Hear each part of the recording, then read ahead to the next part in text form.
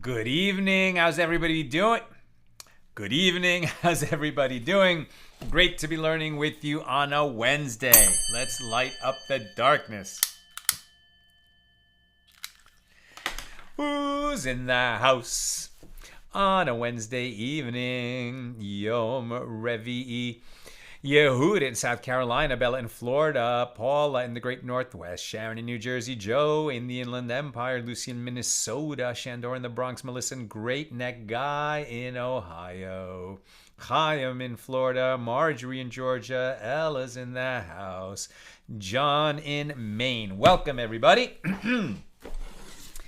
We are, with God's help, completing chapter 9 today. And then opening the final chapter here in Tractate Bava, Kamma, the 21st volume of the Talmud. We've been discussing Mishna number 7 here in chapter 9. And we have this idea that one who robbed and the robbery victim had no family. That's why they're talking about a convert who had no heirs.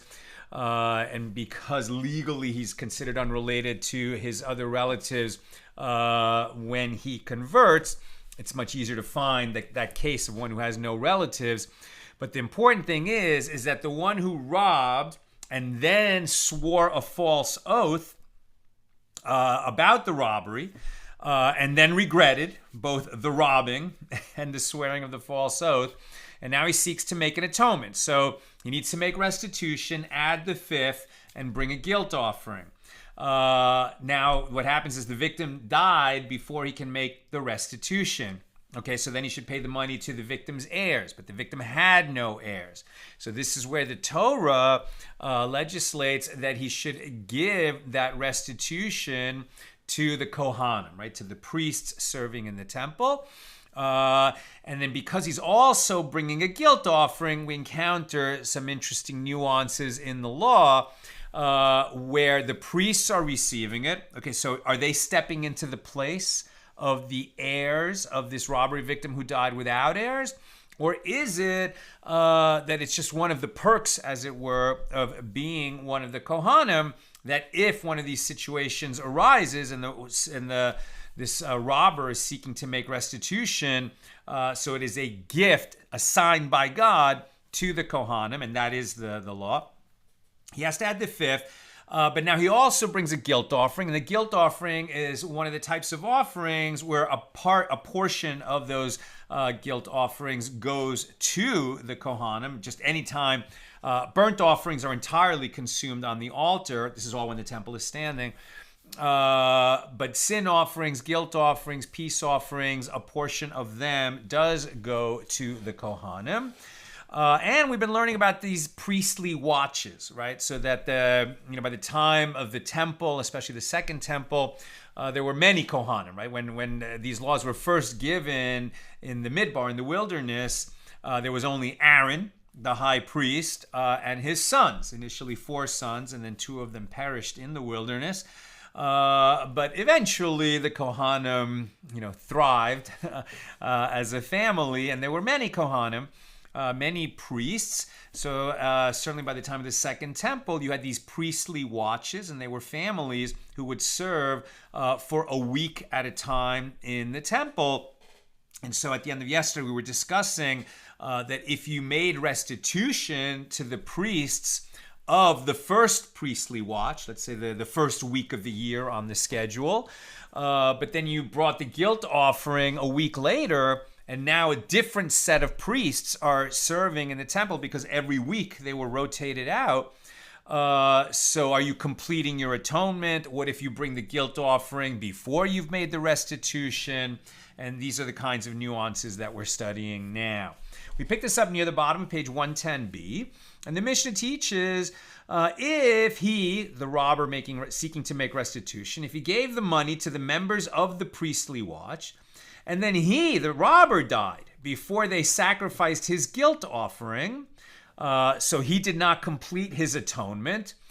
So then the heirs, his heirs, the robber's heirs, cannot remove the money from the priest's possession. Why would they seek to remove it?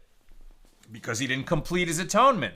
So did the money accomplish anything when he made that restitution?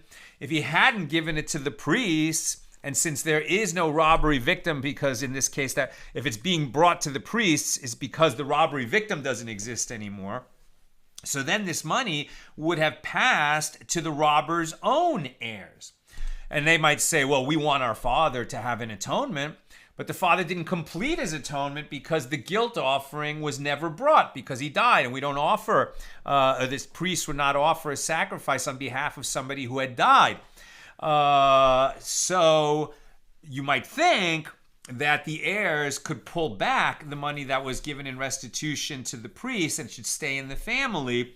But once it's given, they don't take it back, right? If he gave the money to the members of the priestly watch and then died before they sacrificed his guilt offering, the heirs cannot remove the money from the priest's possession. Abaye said, learn from this Mishnah that monetary restitution for the robbery atones for half of the sin.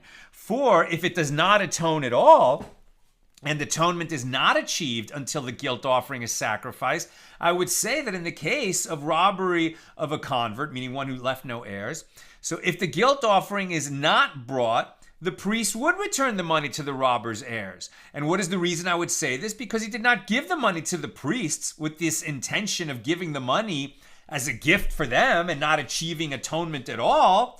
And since that was not his intent, it would be like a mistaken transaction. If he had known that he was going to die and not achieve any atonement, he wouldn't have given that money. And since it's a mistaken transaction, it could be unwound. Since we don't unwind it as a mistaken transaction, it must be that him giving that money, even in the absence of bringing the guilt offering, does do something for him. What is it that it does? What does it do? Abaye says it atones for half of the sin. Okay, he didn't complete his atonement, but the amount of atonement that he did is going to assist him in his journey into the next world. So the Gemara asks, if that is so, it would follow that a sin offering whose owners have died, leaving no one to bring the offering, should be transferred to non-sacred status, as the robber did not separate the animal as an offering with this intention of it not being sacrificed to atone for his sin. And the sages say in response, in the case of a sin offering whose owners have died, the sages learned this law through tradition that the animal is left to die, right? So one who set aside an animal for a sin offering, and then the one who set it aside for his own sin offering, he dies before it can be brought. Okay, so we don't de-sacralize that animal and return it to the herd, but it can't be brought as a sin offering either because this one has died, and we don't bring sacrifices on behalf of people who died. And so therefore, the animal just has to be set aside. So the Gemara asks, if that is so, a guilt offering whose owner has died should be transferred to non-sacred status, as the owner did not separate the animal as an offering with this intention of it not being sacrificed to atone for his sin. And the Gemara answers, well, with regard to a guilt offering, the sages learned this halacha through tradition. Any occurrence that, if it occurs with regard to a sin offering, and the animal is placed and left to die, If it occurs with regard to a guilt offering, the animal is left to graze until it develops a blemish, precluding it from being used as an offering, at which point it can be redeemed, right? It can be de-sacralized. In other words, it was consecrated to be brought as an offering. Once it develops a blemish, you have to give money to the temple treasury, but the animal can go back into the herd. It can't be brought as an offering because it developed this blemish, some kind of a wart on its skin or something like that, or any kind of an odd growth means that it can't be brought onto the altar, and so it will be able to return to the herd. But you can't just deconsecrate it because you want to. You have to wait until the blemish develops. That's the law of the guilt offering. So the Gemara asks, well, if that is so, then in the case of a woman whose husband died childless, right? So we studied this at length, Tractate Yevamos, that if a man is married and he dies without children and he leaves both a widow and a brother, then this is the yibum obligation that the brother and the widow, they are obligated to marry and have a child, and that first child will be considered the heir of the husband who died without children. Now, they don't actually have to get married. What they have to do is either perform yibum, which leads to their marriage, or chalitza, right, which will release that obligation. It's just a short ritual where she removes his sandal and says, this is the man who does not want to build up his brother's house. Okay, so in that law, and she, the widow, is called the Yevama. So in the case of a woman whose husband died childless, right, in the case of a Yevama, who happened before her late husband's brother, who was afflicted with boils. Okay, so in her case, sadly, her husband died, and maybe she wants to have a child with his brother and marry the brother. She might have thought about marrying the brother, but in this case, that brother has some kind of severe physical condition, that renders impossible, let's say, to be intimate with him.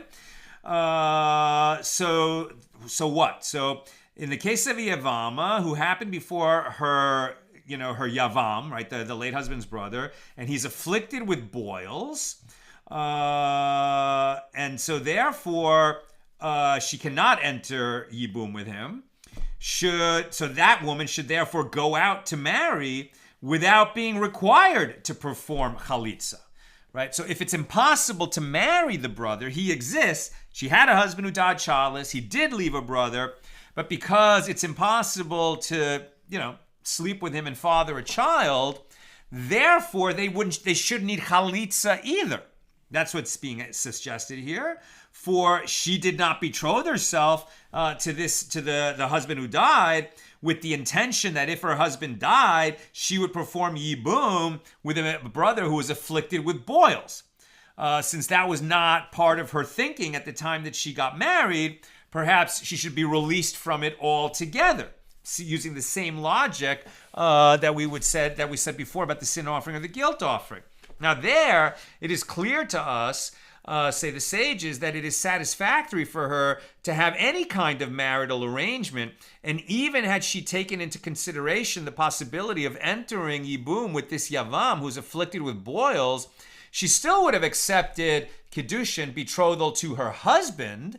In other words, even knowing that there's a possibility that, if her husband should die, she would fall for Yibum with this brother afflicted with boils, she would have still entered the marriage with her husband. She wouldn't have worried about it. Knowing that she always had the option to perform chalitza anyway, we're not going to go so far as to say that it was like a mistaken transaction. And this is in accordance with the statement of Reish Lakish, as Reish Lakish says that women have a saying, it is better to sit as two bodies, i.e. to be married, than to sit lonely like a widow. You might have even extended that to say, well, she'd rather even marry the guy with boils than not be married. But that's not what they're saying. They're saying she certainly would have preferred to be married to her husband, even though he had a brother with this affliction whom she might fall to in case, God forbid, her husband died. Now, new subject. The Mishna teaches, and we are on 111a, the Mishna teaches that if the robber gave the money to the priestly watch of Uriah, so that's the first... the first priestly watch, in that yearly schedule of the priestly watches, Uriah is the first one.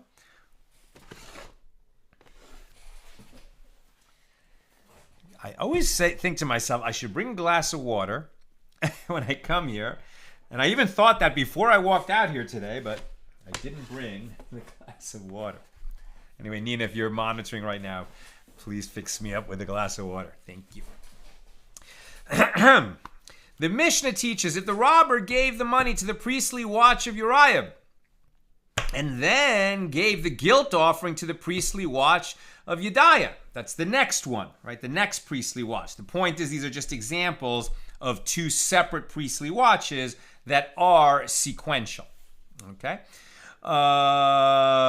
So he gave the money for restitution, right? When he's seeking to atone for the robbery. Oh, thank you so much, sweetie. Appreciate it. Baruch atah Adonai Eloheinu melech haolam shal kol niv'ro.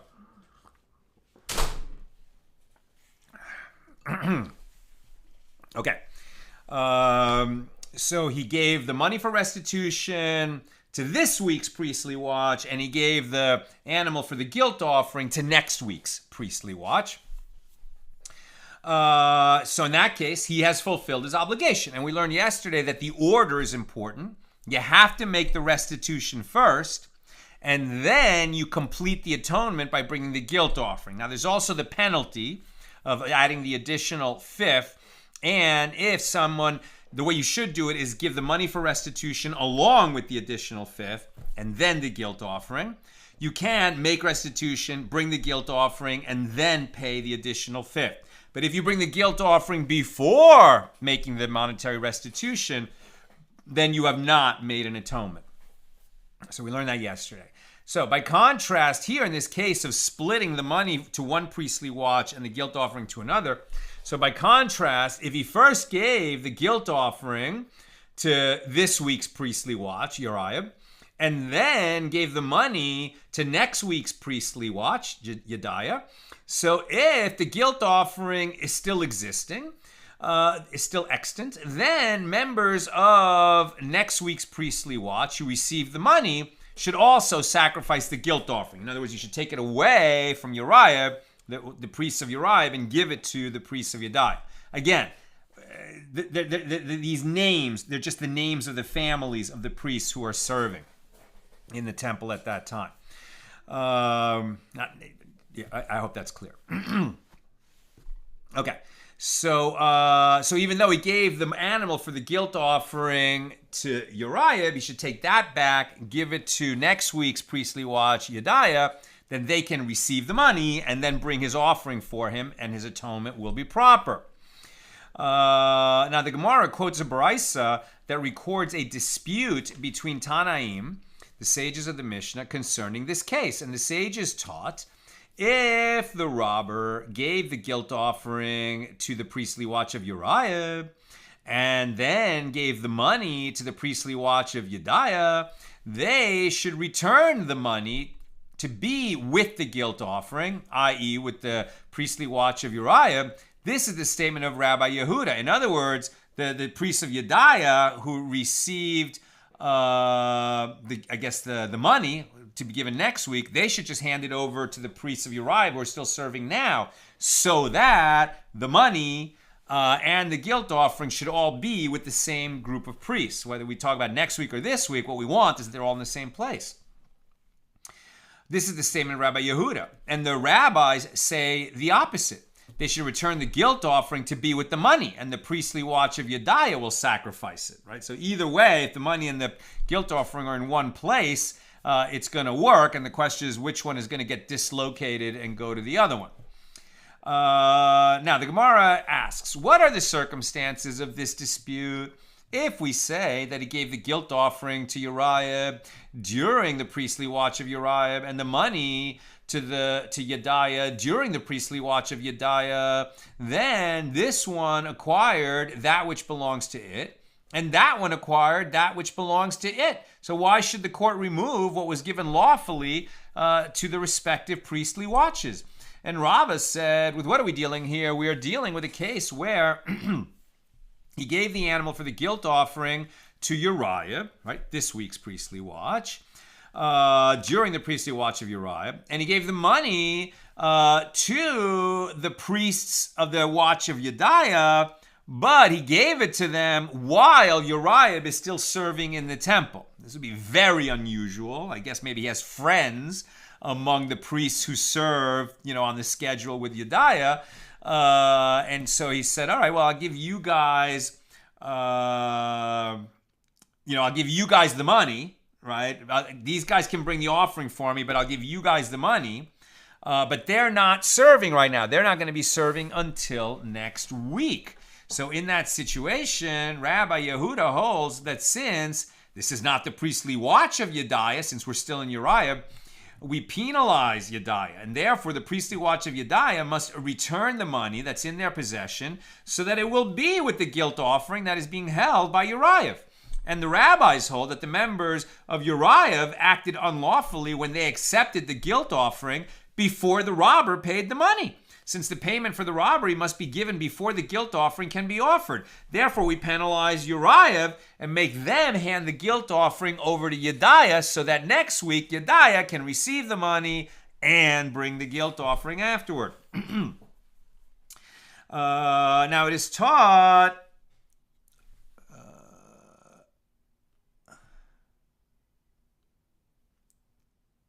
Right. Now, it is taught in a Baraisa on this topic that Rabbi Yehuda Hanassi says, right, so Rebbe, says, according to the statement of Rabbi Yehuda, that if during the watch of Uriah, the robber gave the guilt offering to Uriah and the money to Yediah, so the money should return to Uriah. If the members of Uriah went first and sacrificed the guilt offering before receiving the money from Yediah, then the robber should go back and bring another guilt offering. Right? If the guilt offering is brought before the money has been given to the priests, then there is no atonement. Right? So he's going to have to give another guilt offering to Yediah after he gives the money to Yediah. And the members of Yediah who are already in possession of the money, they should offer it next week. And those members of Uriah acquired that offering that is in their possession. In other words, the guilt offering that he brought this week, okay, well, they brought it. It didn't achieve atonement for him because it was offered out of its time. But, that would, in matters of sanctity, that which we elevate, we don't bring down. That animal is not blemished. It's not impure. There's nothing wrong with it. Now that they've acquired it, I guess either they're going to bring it up, or if it doesn't achieve an atonement, maybe it can be brought as a different kind of guilt offering, or maybe they don't bring it and they hold on to it. I'm not sure. But I guess they've already brought it. And so they've already brought it. So the parts of the animal that go to the priest, that remains with them. And the sages say, who disagree with Rabbi Yehuda, the sages say, for what purpose is that offering useful? Right, that's the question. Now, if it doesn't achieve atonement for him, so what is the purpose of this guilt offering that's brought before its time? It is a disqualified guilt offering, since it was sacrificed before the payment for the robbery was given, and therefore it had to be entirely burned on the altar, right? So a disqualified guilt offering is handled like an olah, an elevation offering that's consumed entirely on the altar. So Rava said the Baraisa is referring to acquiring its hide, which the members of the priestly watch of Uriah keep, right? So even if it's treated like an olah, still the hide does not go up on the altar. Now it is taught in a Baraisa that Rebbe says, according to the statement of Rabbi Yehuda, if the guilt offering is still extant, i.e. if the priestly watch of Uriah did not already sacrifice it, then the priests of Uriah, of the priestly watch of Uriah, should return the guilt offering so that it shall be with the money in the priestly watch of Yediah. And the Gemara questions this, but Rabbi Yehuda holds that they should return the money to be with the guilt offering. And the Gemara explains, with what are we dealing here? With a case where it happened that the priestly watch of Uriah exited at the close of their temple service, and they did not demand the money from the priestly watch of Yediah. And this statement of Rebbe teaches us this, that by doing so, the members of the priestly watch of Uriah waive their rights to the money, in favor of the priestly watch of Yediah. Consequently, they are required to give the guilt offering to the priestly watch of Yediah in order for them to sacrifice it. It is taught in another Baraisa that Rebbe says, according to the statement of Rabbi Yehuda, if the guilt offering is still extant, i.e. if the priestly watch of Uriah did not already sacrifice it, then the money must return to be with the guilt offering. And the Gemara asks, isn't that obvious? This is what Rabbi Yehuda holds explicitly. What novelty did Rebbe teach here? And the Gemara explains, with what are we dealing? With a case where it happened that the priestly watch of these and of those, i.e. both Uriah and Yediah, exited at the end of their temple service, and they did not demand of the other the item in possession of the other watch. So lest you say that they waive their rights in favor of each other so that the money stays in the possession of the Yediah watch, Rebbe teaches us that we say, since the Yediah watch did not demand the guilt offering from the Uriah watch after the latter exited, let them go back to the first standard scenario, returning the money to Uriah to be with the guilt offering. New subject. The Mishna teaches, for one who brings his stolen item to the priests before he brings his guilt offering, has fulfilled his obligation. Right, that's what we've learned. You have to make the monetary restitution first, then you bring your guilt offering. If you can't make restitution to the robbery victim because he's dead and he leaves no heirs, then you pay that money to the priest. After you've paid that money to the priest, then you bring the guilt offering. Okay, that's the standard way. So for one who brings his stolen item to the priest before he brings his guilt offering, he has fulfilled his obligation. But one who brings his guilt offering before he brings his stolen item has not fulfilled his obligation.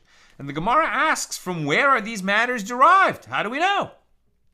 Rava said, this is as the verse states, but if the man has no kinsman to whom restitution may be made for the guilt, the restitution for guilt that is made shall be the Lord's, even the priest's, besides the ram of the atonement, whereby atonement shall be made for him. And learn by inference that the money must be returned first, before the guilt offering is brought. So having understood that the inference is that the wording, besides the ram of the atonement, indicates that the ram must be brought after the money is given, one of the sages said to Rava, if that is so, then in a different verse, which states concerning the additional offerings sacrificed on the first day of Passover, where the verse says in Numbers 28:23, you shall offer these besides the burnt offering of the morning, which is for a continual burnt offering. Now here we see that the offerings are mentioned in a certain order in the verse, but this is not the order in which they're brought. If you just said that the order they appear in the verse teaches us what order these things have to happen, first make financial restitution, then bring the guilt offering. Well, what about this other verse that would seem to imply that we need to change the order that offerings are brought on Passover, right? So what we're talking about is the mussaf, meaning additional. So the additional offerings, right there, when the temple was standing in Jerusalem, there were certain communal offerings that were brought every morning and every evening on behalf of the nation. And then if it was a holiday, if it was Shabbos, if it was Rosh Chodesh, or if it was a festival like Pesach, Passover, so then there's additional offerings that are specific to that day. And when the Torah says, you shall offer these besides the burnt offering of the morning, which is for a continual offering, so it seems to say that you will bring the mussaf before, right? It's mentioned in the verse, before the regular offerings. But we don't bring the mussaf before the regular daily offering. We always bring it after. So what's going on?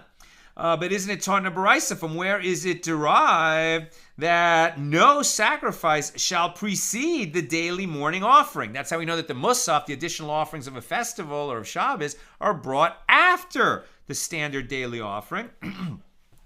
How do we know this? The verse states in Leviticus 6:5, and the fire on the altar shall be kept burning on it. It shall not be extinguished, and the priest shall kindle wood upon it every morning, and he shall prepare the burnt offering upon it, and shall cause the fats of the peace offerings to go up in smoke upon it. And Rava says the burnt offering in this verse, with the definite article, the burnt offering, right, ha'olah, is referring to the first burnt offering, i.e. the daily morning offering, which is first both chronologically and in terms of importance. So Rava said to him, I do not hold that the Tana derives this law from the wording of besides the ram of the atonement, but I hold that the Tana derives it from the phrase in the same verse, whereby atonement shall be made for him, which is written in the future tense, indicating that he will achieve atonement in the future by bringing the ram of atonement. But as of now, when he is still giving payment for the robbery, the offering did not yet atone for him, right? So he's using a different way to derive the same law, that the guilt offering must be brought after the monetary restitution is made of the robber. New subject. The Mishna teaches if he gave the principal to him, right, restored the money that he robbed, but did not yet give the additional 1/5 payment, his not giving it does not preclude sacrificing the offering. It would be better to make monetary restitution of the principal and add the penalty of the fifth and then bring the guilt offering. But if you do the principal and then the guilt offering and then the fifth, you do achieve atonement. Now the Gemara clarifies the source for this law. The sages taught in a baraisa on the topic of the guilt offering brought by one who misuses consecrated property, which is accompanied by repayment of the value of the item and an additional fifth of its value. From where is it derived that if he brought his payment for his benefit from misuse of consecrated property, but he did not bring his guilt offering, or if he brought his guilt offering but did not bring the payment for his benefit from misuse of consecrated property, that he did not fulfill his obligation? How do we know this? The verse states, with the ram of the guilt offering, ha'asham, he shall be forgiven. And the Bryce interprets the phrase, the ram of the guilt offering, to be referring to two entities, the ram, which is the offering, and the payment, represented by the words, the guilt offering. Right? It could have just said the guilt offering, but since it says the ram of the guilt offering, they're interpreting that as, well, the ram that's brought as a guilt offering, but why is he bringing this guilt offering? Because he misused, he made me'ilah. Right? Misuse of consecrated property. You're not allowed to personally benefit from property that has been consecrated to be brought as an offering or for the upkeep of the temple. And he did that. So first he has to restore what he took, what he used, and then he can bring the offering. And if he doesn't do both things, he has not achieved atonement. So what we've talked about so far is restitution of what he used and the offering itself, the animal, when the temple is standing. But what we haven't yet talked about is the additional penalty of a fifth, right? Adding a fifth to its value. And from where is it derived that if he brought his guilt offering before bringing his payment for his benefit from misuse of consecrated property, that he did not fulfill his obligation? The verse states, with the ram of the guilt offering, indicating that the guilt offering was already brought. And the Baraisa continues, one might have thought that just as the ram and guilt offering, meaning just as the ram and the payment, preclude his achieving atonement until he's brought both of them, so too payment of the additional 1/5 precludes his achieving atonement. Therefore the verse states, with the ram of the guilt offering he shall be forgiven, which teaches that the ram and the guilt offering, i.e. payment, preclude his achieving atonement with regard to consecrated property. But the payment of the additional 1/5 does not preclude his achieving it. Right? He can achieve atonement even if he doesn't bring the fifth, although it's not a complete atonement. Right? When you're getting into atonement, obviously you want to do it right, but technically you could do it without the fifth. Now the Gemara clarifies, and let the law of misuse of consecrated property be learned from the law of common money, i.e. payment for robbery of a convert who died without heirs, and let the law of common money be learned from the law of misuse of consecrated property. And what do we mean by this? The law of misuse of consecrated property can be learned from the law of common money as follows. Just as the word guilt that is written there in the context of robbery of a victim who dies without heirs, that this is referring to the principle, i.e. the payment itself, so too the word guilt that is written here in the context of misuse of consecrated property is referring to the principle. And the law of common money, meaning restitution to the robbery victim, In this case, one who died without heirs, so you're giving it to the priest. And the law of the common can be learned from the law of the consecrated as follows. Just as with regard to the law of the consecrated, we add the fifth, but this does not preclude achieving atonement if you don't add it. So too, with regard to the law of the common as well, the additional 1/5 payment does not preclude his achieving atonement, even though you should obviously do it because that's the right way. Okay, and that concludes our journey through chapter 9 here in Tractate Bava Kamma. We now open chapter 10 on page 111b. Mishna number 1 of chapter 10, our final chapter, here in Tractate Bava Kamma. It's a short Mishnah. In the case of one who robs another person of food, and the robber feeds it to his children, his own children, or a robber who left a stolen item to his children, and then he died. So the children are exempt from paying the victim of the robbery after their father's death, unless if the stolen item was a type of property that serves as a legal guarantee of a loan, then they are obligated to give that back to the victim, right? And as we'll see, what this really turns on is yi'ush, meaning has the robbery victim despaired of recovering the property? If so, the robber's children, who they didn't steal anything, they didn't do anything wrong. So if the owner despaired of ever getting that property back, then legally speaking, the robber acquired it so that when he dies, that property can pass to his heirs, and the heirs aren't going to have to return it to the victim. But if the victim didn't despair, if the victim still wanted to get his property back and didn't assume that it was lost forever, then the children of the robber, after the robber dies, the introductory explanation, the Mishnah just ends with, if that property serves as a legal guarantee of a loan, the heirs are obligated to pay. So the Mishnah held that they're not obligated to give it back unless the property serves as a legal guarantee. But the Gemara will definitely expand our understanding of this. Here's the Gemara. Rav Chisda says, if one robbed another person and the owners of the stolen item, the robbery victim, have not yet despaired of retrieving it, and another person came and took it from the robber and ate it.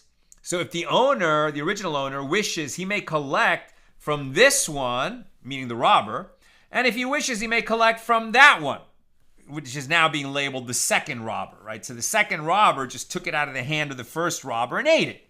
So he's a robber too. And now, since the one has found, the thief and the thief who took from the thief, or the robber and the robber who took from the robber, he can demand of either one of them, hey, what you ate was mine.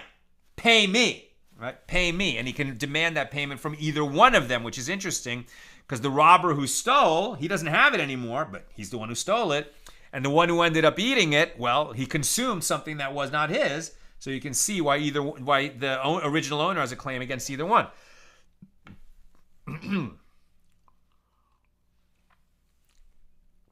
Now, what is the reason that he may collect from either one? It is because as long as the owners did not despair of retrieving their property, the property legally remains in the possession of the owner. So that when the second robber stole it from the first, was in fact stealing it from the original owner. Nevertheless, since the first robber was already obligated to return the item, his obligation remains in force and the owner may demand payment from him if he wishes. And the Gemara questions this opinion based on what children or one who left a stolen item to them as an inheritance. Our Mishnah says that the children are exempt from paying the victim of the robbery after their father's death. And this appears to be a conclusive refutation of the opinion of Rav Chisda, who holds that one who steals from a thief is obligated to pay the owner. And the Gemara answers, Rav Chisda could have said to you, when that Mishnah is taught, it is addressing a case where it is after the owners had already despaired of retrieving the item. Whereas Rav Chisda was referring to a case where the owners had not yet despaired, right? So despair was not mentioned in the Mishnah, but we're to understand that it's implied. Now, the Mishnah stated that if one left a stolen item to his children, Rabbi Bar Chama said that is to say that the domain of an heir leaves the domain of the seller. An item that is inherited leaves the domain of the deceased and is now considered the property. The owner has despaired of retrieving the item, and the item has changed domains. It becomes entirely the property of the new owner, meaning the heir of the robber, and he is exempt from having to cough it up and return it to the original owner. Rava disagreed and said that the domain of an heir is not comparable to the domain of a purchaser. Consequently, the item has not undergone a complete change of ownership, and the heir would be required to return it. What's the difference between a purchaser and an heir? A purchaser definitely becomes his, right? An heir, legally speaking, can be understood to mean that the heir steps into the shoes of his father who died. And so whatever his father's obligations were, perhaps he has the same obligations. His father was obligated to return what he robbed, and now the son steps into the shoes of the father. Perhaps he also has that obligation. Consequently, the item has not undergone a complete change of ownership when it passes from the robber who died to his son, the heir, and he would be required to return it. And as for the explanation of the Mishnah, here we are dealing with a case where they had already consumed the stolen goods, so there is nothing to return to the owner. And the Gemara questions the opinion of Rava.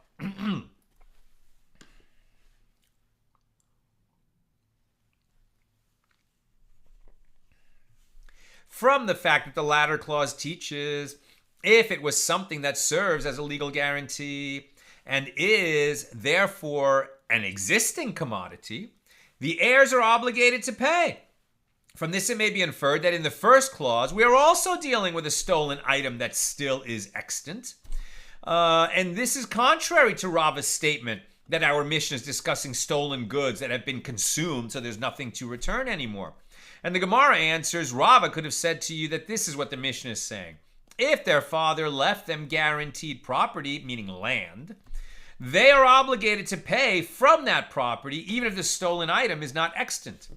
And the Gemara asks, but didn't Rebbe teach Rabbi Shimon, his son, that this Mishnah is not referring only to something that may actually serve as a legal guarantee, meaning land? Rather, it is referring even to a cow that he plows with, or a donkey that he drives by directing it from behind, which the heirs are obligated to return because of the honor of their father. And this indicates that the Mishnah is referring to stolen property that is extant and not to land. So rather, Rava said, when I die, Rabbi Oshaya will come toward me from his place in heaven in order to greet me, as I explain the Mishnah in accordance with his opinion and thereby honor him. What a beautiful way to characterize teaching in the name of one who came before you. As Rabbi Oshaya taught in a Baraisa, in a case of one who robs another and feeds the stolen goods to his children, the latter are exempt from paying the owner. If he left a stolen item to them as an inheritance, if the stolen item is extant, the heirs are obligated to return it to the owner. If it is not extant, like the kids ate it, then they are exempt.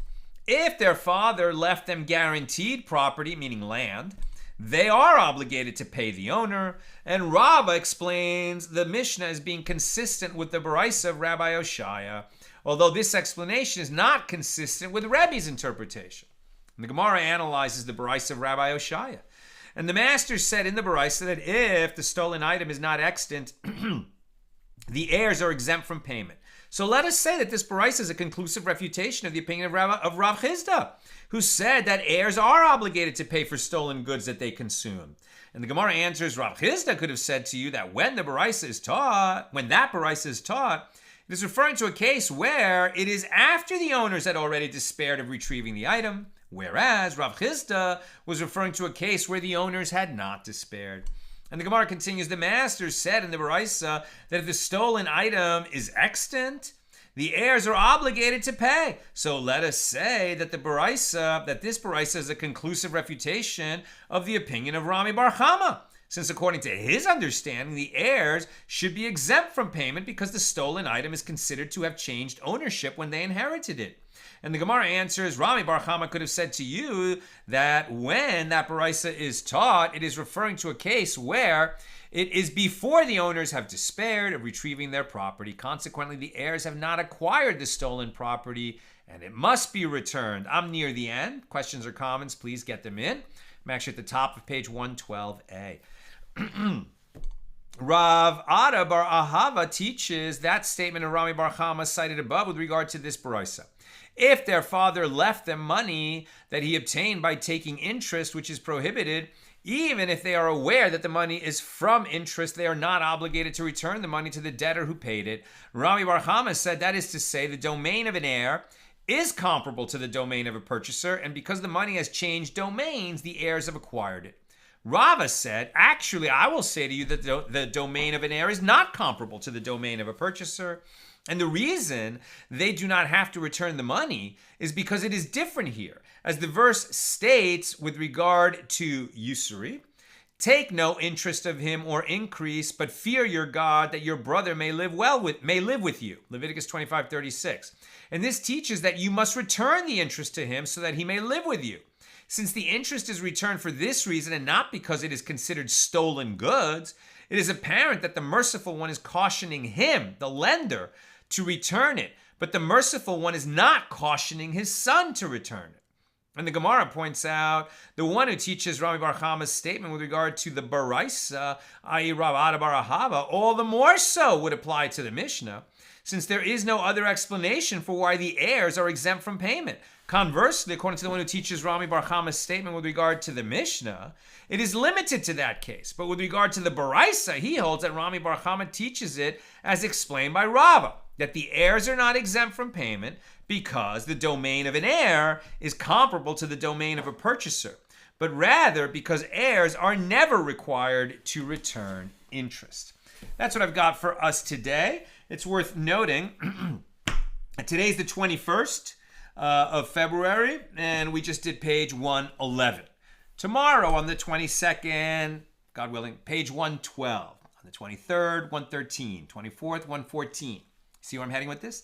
So on the 29th of February, we'll hit page 119 on the 29th. And that's the last page of the tractate. So we'll have a siyum on tractate Bava Kamma on the last day of February. And then March 1st, if you know anybody who's thinking about jumping into Daf Yomi, that is a great day to jump in when we open tractate Bava Metzia. And Bava Metzia is sort of a traditional starting point for young people, starting to learn Talmud, I guess when they're 15 or when they're 20. Now I can't remember. At any rate, when young people start learning the Talmud, not in a Daf Yomi program, but when they just start learning Talmud, traditionally they start on the first page of tractate Bava Metzia. And what do we do, right, when two people have a claim on property? So that's a great time to jump into Daf Yomi. Let it be known that March 1st is a great time to jump in. Okay, that's what I've got for us today. Let's check if we have a couple comments or questions. Over here. There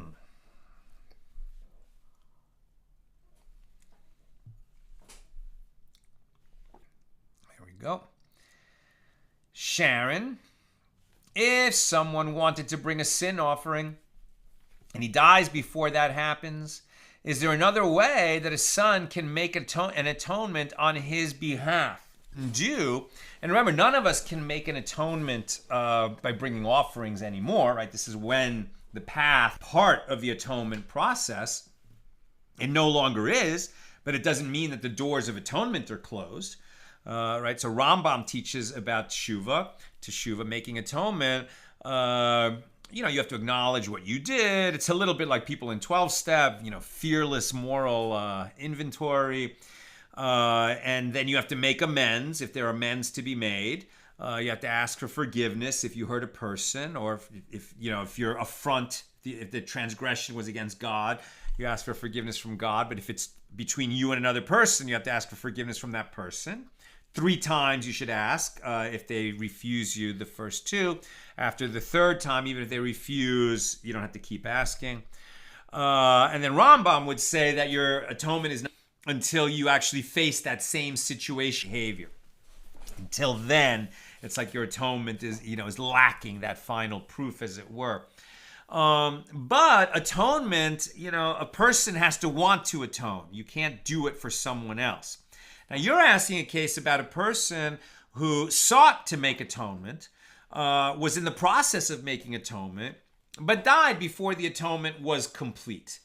And so the question is, can we, if it's, as an acquaintance or a friend, can we somehow help them complete their atonement?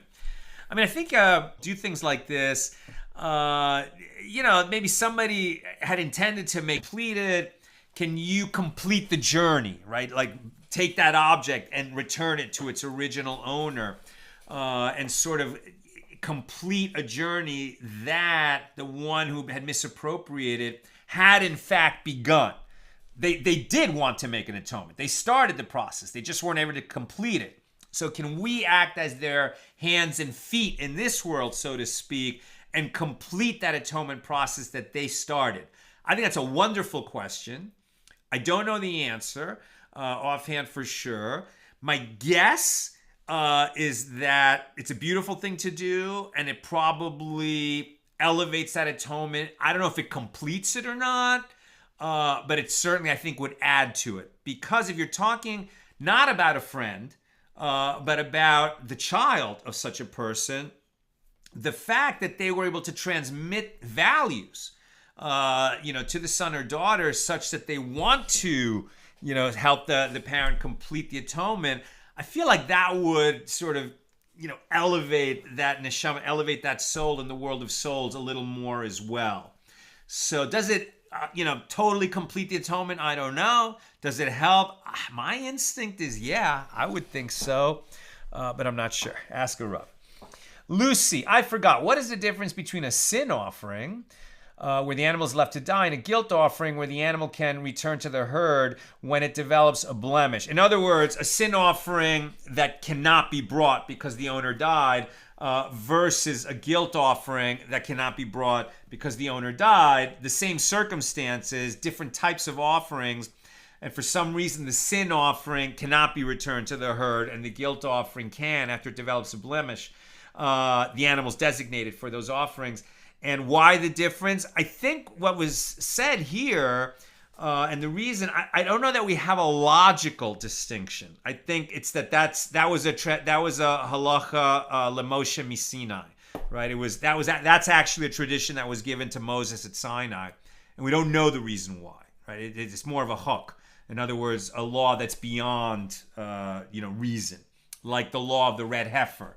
There's no logical reason why you need the ashes of a red heifer to achieve purification, as opposed to the mishpatim, laws like thou shalt not murder, like we logically maybe is more in that category. I don't have a better answer. I'm sorry. Lucy, does the heir not have to do something formal to accept the inheritance? What a great question. I don't think so, right? When we're talking about formal acts of acquisition, making a kinyan, does an heir have to make some kind of... I don't think so. I think that, whether it's by, by force of law, right? That the estate is going to be divided between 4 portions. The oldest gets 2 of them. The other guys split the other half. And they don't have to make a kinyan on that property in order to get it. Having said that, but if a herd of animals was left, and so the father had a herd of animals, and now that's going to be divided among the children who inherit. So how does it get divided, and when is it considered that the division is made? Maybe that's where the kinyan has to happen, for them to pick which parts of the estate they get relative to each other. lots of, particularity and nuance in the laws of inheritance. So I don't have that on the tip of my tongue. But we'll encounter that when we get to it. Okay, so Joseph says death should also be an atonement in some circumstances, and that is true. That is true.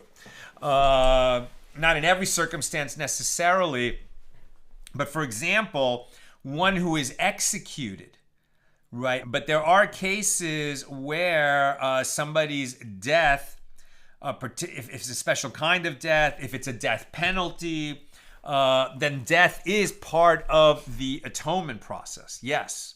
And that's why we have an understanding that, very, very few people, no matter how evil, how much evil they've done in their lives, are going to have no portion in the world to come. So again, we've talked about this before, that the Jewish understanding of the afterlife is not binary. Right? It's not that there's heaven and hell and, everybody's in heaven, singing on clouds with harps, everyone in hell, burning and suffering for eternity. That's not how it works. We go to Olam Haba, right? We go to the world of souls, eventually to be resurrected in this world, but let's just talk about the world of souls. And there's an infinite number of levels, right? And most people will have some, some residue, some refinement that they need before they can fully enter the world of souls. And that's what Gehinnom is, right? Gehinnom. I guess in other religions, they might call this a kind of purgatory, like a temporary place where the soul, has an opportunity to make atonement for transgressions and there it's the maximum amount of time that somebody would spend in Gehinnom is something like a year or 11 months. What it feels like to be there, maybe it feels like a lot longer than a year, we don't know, or maybe substantially less. And then, they go on to the world of souls. Now, in the world of souls, again, infinite number of levels, where the highest levels are sort of close to the heavenly throne and learning in the heavenly academy, with Moses and God and, and having the ultimate sort of spiritual, elevated, righteous pleasures of being in such a place. And then, again, an infinite number of levels, kind of a little bit further away from that. But nevertheless, a portion in eternal life. Who completely loses their portion, you have to do a lot of evil, a lot of wrong to completely lose your portion and have no place, in the hereafter. Way beyond the scope of this class to go into, all the ins and outs of our understanding of the afterlife in Judaism, but that's a little bit of a taste of that. But at any rate, to answer your question, Joseph, yes, that a person's death can be part of the atonement that they still need to make. All of us are going to have to, most of us, let's say, or the vast majority of us will not have our atonement complete. Whatever it is, when we leave, we try to make as much of it complete as we can. Righteous people, maybe they have done all their atoning here. But at any rate, the manner of death and the timing of the death will, be reckoned in among the rest of the accounting that is done when all of us stand before the heavenly tribunal when we leave this world. That's what I've got for us today, and with God's help, we'll be together again tomorrow, Thursday, at the regular time.